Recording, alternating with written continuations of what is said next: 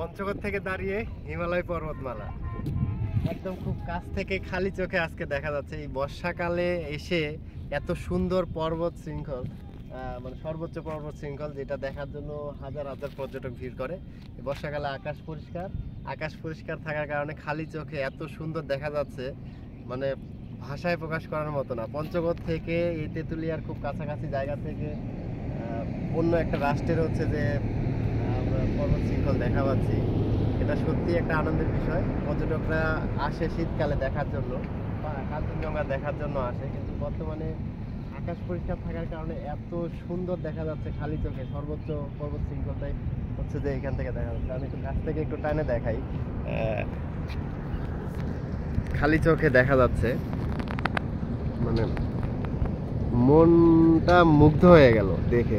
হুট করে রাস্তার পাশ দিয়ে যাচ্ছিলাম, দেখতেছি যে স্পষ্ট ভেসে উঠছে এই পর্বত শৃঙ্খল। এটা হচ্ছে পঞ্চগড়ের তেঁতুলিয়া থেকেই হচ্ছে যে দেখতে পাচ্ছি, তেঁতুলিয়ার 20 কিলোমিটার আগে থেকে এই হচ্ছে হিমালয় পর্বতমালা।